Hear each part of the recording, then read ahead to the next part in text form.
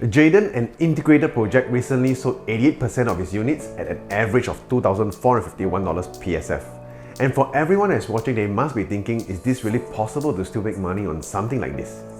Hi everyone, my name is Joel from Safe With Property, and today I will be sharing on how we can make use of data to know if an integrated project like Jadon can perform well. So the first case study I will bring up is Sengkang Grand Residences versus Riverfront, both situated in District 19.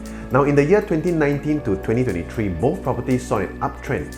But if we look closely into the graph, we can see that Sengkang Grand, an integrated project, appreciated by 15.96%, while Riverfront, a normal condo project, appreciated by 29.52%, and that's double that of Sengkang Grand Residences.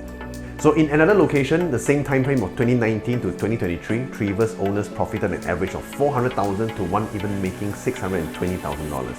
While a nearby integrated Woodleigh Residences only had its owners making $200,000 to $300,000 on average.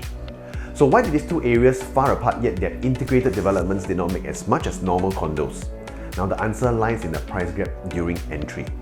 So back in 2019, Sengkang Grand was selling at 1,008 PSF, while we could actually get a unit at Riverfront at only 1,003 per square feet. Now there's a huge $500 per square feet difference between these two. Now today in 2023, you can see the price gap has narrowed down to only $300 PSF, with Riverfront selling at 1,007, while Sengkang Grand is only trending at $2,000 per square feet. Same like in the Trevor and Woodleigh example, Trevor was selling 1,005 PSF back in 2019, while Woodleigh was already selling at 1,009 per square feet on average. Now this is a $400 gap for the same area just because of the word integrated. So relating this back to Jadon, today we can see that the average pricing was already done at 2,451 PSF, with some even hitting 2,007. Now this is a huge gap as compared to the other launches nearby, like Lake Garden, where we can actually still get prices at 1,009 PSF for the units there. So due to the acceptance of the high PSF already done in Jadon, for those who miss it could actually consider going for the lower end of the gap in this scenario. But actually what happens when the price gap is small? So in Punggol from 2011 to today 2023, Treasure Trove 3-bedroom owners made $300,000 to $500,000. But if we compare to the 3-bedroom owners from right across Watertown, they had a much higher ROI, with an owner even clocking in $900,000 profit in the same holding period.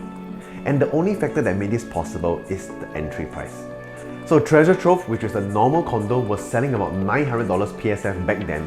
However, Watertown, an integrated just across the street, was selling at only $1,000 per square feet. Now this made the price gap only at $100 per square feet, and this is the reason why the integrated owners here stood to make so much more in terms of the profit. In fact, this very same thing is happening right now as I'm doing this video. The integrated Lentor Modern still have 3-bedroom units selling at $2,002 PSF, while the other non-integrated units are at $2,000 per square feet. And with such a close gap, it's only natural to have the gap widen later. So, for everyone, do note that this analysis applies at this very moment and only for the 3 bedrooms. So for the other bedrooms, please do check in with me.